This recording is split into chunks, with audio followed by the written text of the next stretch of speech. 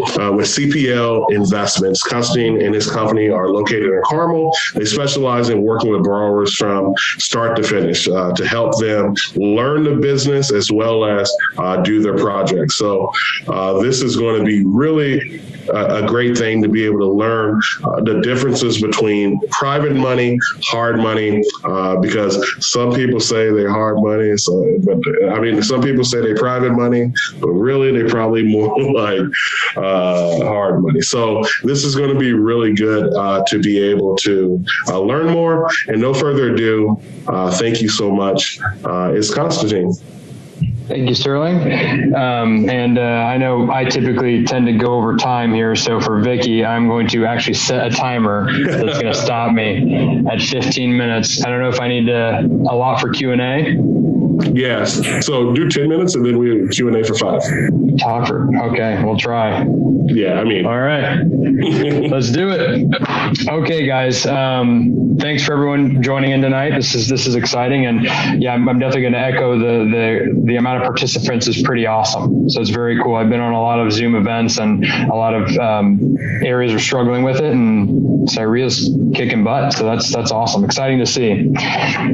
So diving into it, we've been in business for 10 years now, for over 10 years, and we're excited to be able to say that. Got past that hump. And while we've been doing it, we've been focusing on just understanding and learning our market as well, and trying to figure out how we're going to offer the best services. And in order to do so, we have to best understand hard money lenders and private money lenders and what the differences are. So it's a perfect topic here.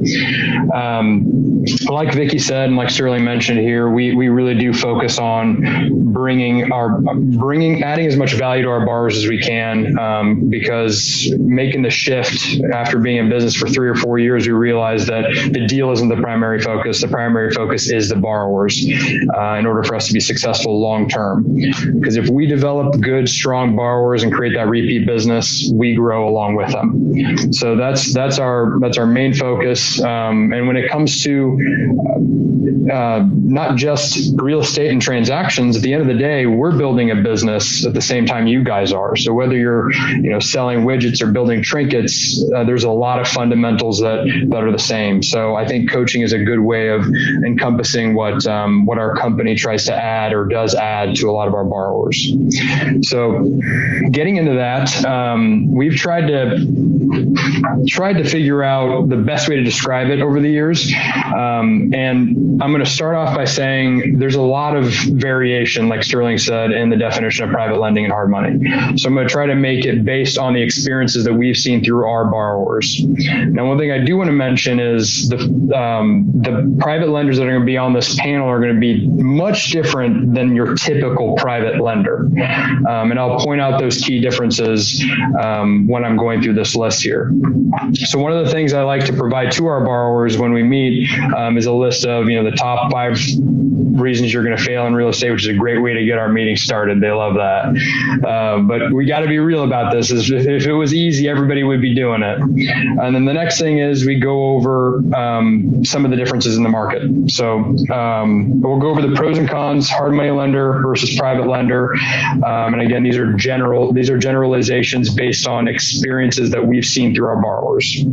So start out with hard money lenders. Hard money lender, to me, the best way to describe it is almost your conventional lender in private money, hard money world. So they're going to be larger. So their amount of resources are going to be larger. They're going to have structured programs and processes. They're going to be able to handle a wider range as far as geographically and different types of lending as well. And they're going to have experience.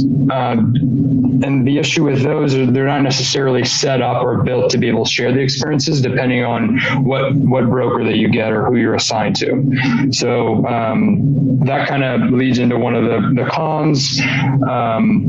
They do have a lot of information, but again, they're not typically set up to share that information.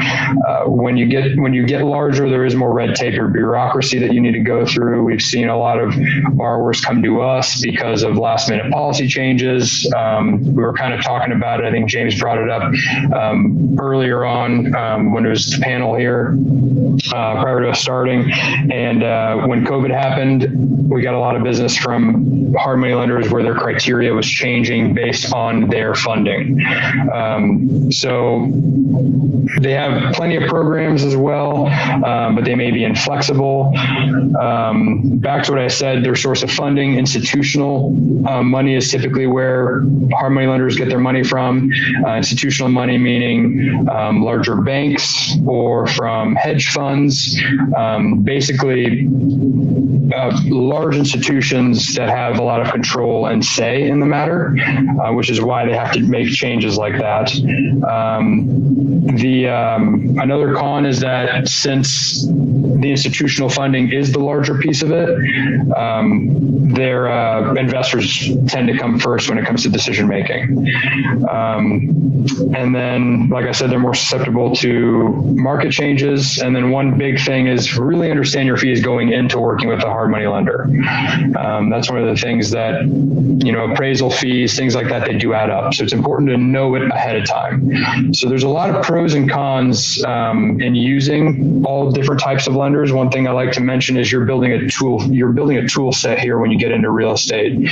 And one of your sections of tools is going to be your lenders. And not every lender is going to work for every situation. You want to find the right tool for the right job, right? So just like you're going to be building depth in your attorneys for different things, you need to be building depth in your lender portfolio as well.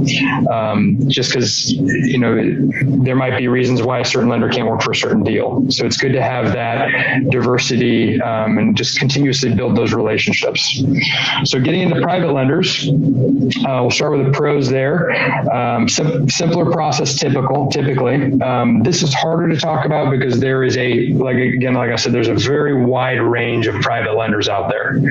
I'm going to be talking about the traditional ones that come to mind, like, someone who's made a high income and has put a lot of money into a 401k or a self-directed IRA or has cash that they want to invest in diversifying assets or, however they want to put it.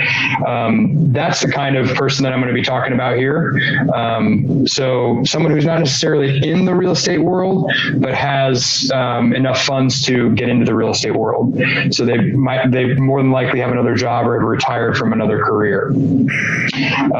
So the processes tends to be simpler depending on the lender, less red tape. They can be hands-off, which can be a good thing and a bad thing depending on the situation. They can have flexibility on rates and the risk because it's their money, so they can choose. The buck stops there, right?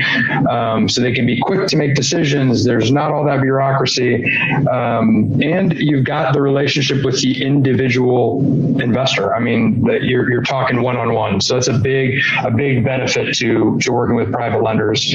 And if you use those relationships well, you can build a good enough network to do a good amount of deals. Some cons, they may have no experience or no value to add as far as in the real estate world. Limited resources, that's an issue that we've had a lot of our borrowers come to us saying, I've got a private lender, but they can't do this next deal because they've got their funds tied up somewhere else. Most of them have careers, so you've got to work around their careers. And then the biggest thing that we've seen bring people to us from private lenders are businesses. Their business is basically dictated by their life and their circumstance. So if there's priorities that come before real estate, those are the priorities. But again, that's kind of comes into play with the flexibility. So it's a toss up or a coin toss there. The other thing that is often missed, and again, that's why it's good to work with a private lender that has experience in real estate or can come referred to you by somebody, is understanding the securities laws and making sure that they're an accredited investor with a person that you're borrowing money or using their money, right? Because if you use someone's money that doesn't have experience, or you have more experience than they do, and heaven forbid all the money's gone at the end of the day, that could be an issue with securities laws. So I'd recommend checking in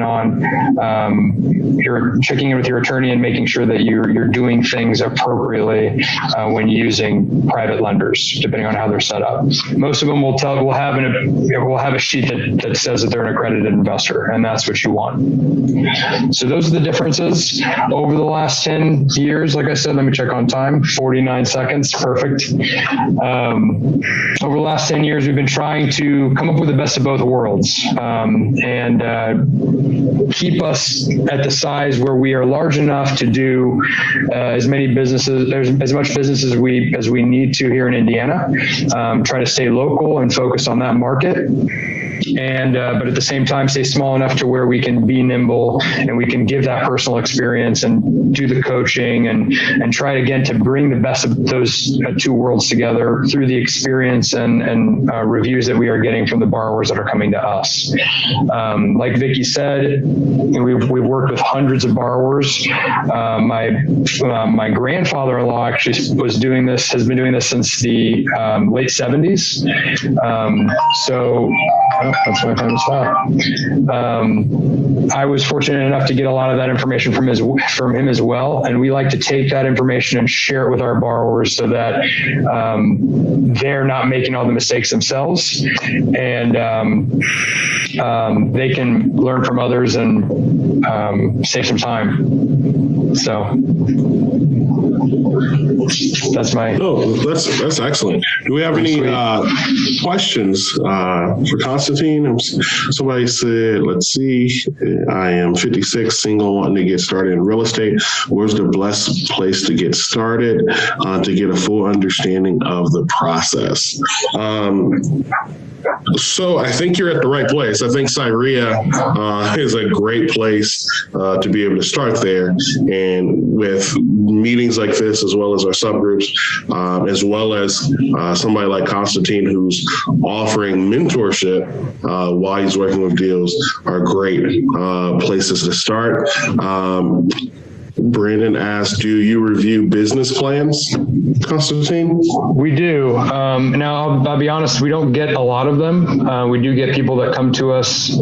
So I'm assuming maybe you can clarify this. I'm assuming you're asking a business plan as far as like, this is my business plan for real estate? That's what I would think, yeah. Okay, I'll assume that, because we do get business plans just in general. We invest in this business, but yeah, we do get that. And that's one of the things we look for when we have our new borrower meeting. We want to see, is there growth potential here? Is this the person that we can help grow from their first investment, or doing one flip, or buying one buy and hold property, to doing 30 flips in a year, or whatever their picture is. We got to make sure that you at least have that big picture. So yes, we'd love to look at it, review it, and share a lot of the stories that have worked and a lot of the ones that haven't. Yeah, absolutely. So with the loans that you're doing mostly right now, are those secured to the property solely, or is that a borrower that's going to be the one that is securing that loan?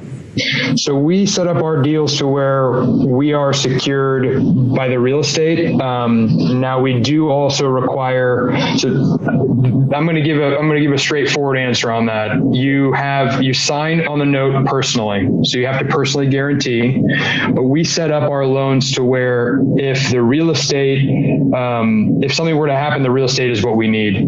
The reason why we have people personally guarantee is if you're in this, you got to be in it, and we view things as like a partnership. So when we get people that are saying, I don't want to put my name on the line, it tells me that, I'm not a partner. So yes, we do require people to put their name on the line. What are some of those requirements that people should just be aware of with securing the loan? So with us specifically, or just in general, I'll kind of give a good general number or good general viewpoint. Most most of the time, if you have a sophisticated lender, they're going to want you to put sign personally. They are, for me at least, we're going to want to see someone that's got a good plan. Back to the business plan comment. Another important thing that we look for, and I've mentioned this in other CIREIA meetings, is it's a lot leading up to it. There's a lot of stuff that, you'll interact with different people on our teams through different points, and we're looking for good communication, responsiveness. Are you organized? Have you done the work to collect all the stuff that you need? This, like I said, this is not an easy career path here. This is something that's going to take a lot of work and a lot of effort. And like Deb said and mentioned, it does pay off over time, but you got to be willing to put in the work to do it. So it's those little subtle things that we look for. Like, are these people in it for the long haul? Are they responding in a timely fashion? Are they grammatically correct when they email back to us, right? Those little things are important when you're building these kinds of relationships. And then when it boils down to it, we're really a values-driven company.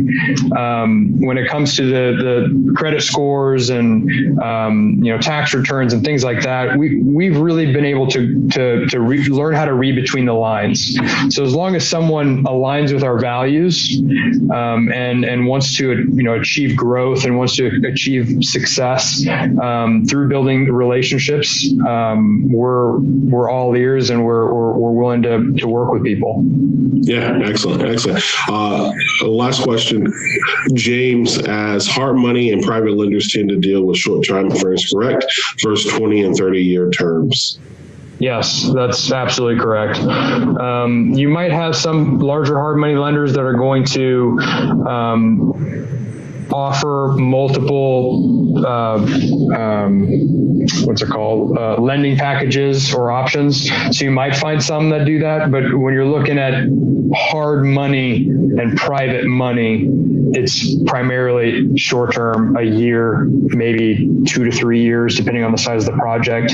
We go up to 3, maybe 5 years if we're doing like a larger commercial or like, flipping an apartment unit or something along those lines. That's the short and sweet answer. It's primarily going to be short-term. Perfect. With these interest rates, you don't want them to be long-term. Exactly. So that's true. Thank you so much, Constantine, for joining us. That was a lot of great information. And we were really thankful for you to be a partner with us. Thank you, guys. That's Constantine Linos with CPL Investments, one of our vendor partners here. So thank you.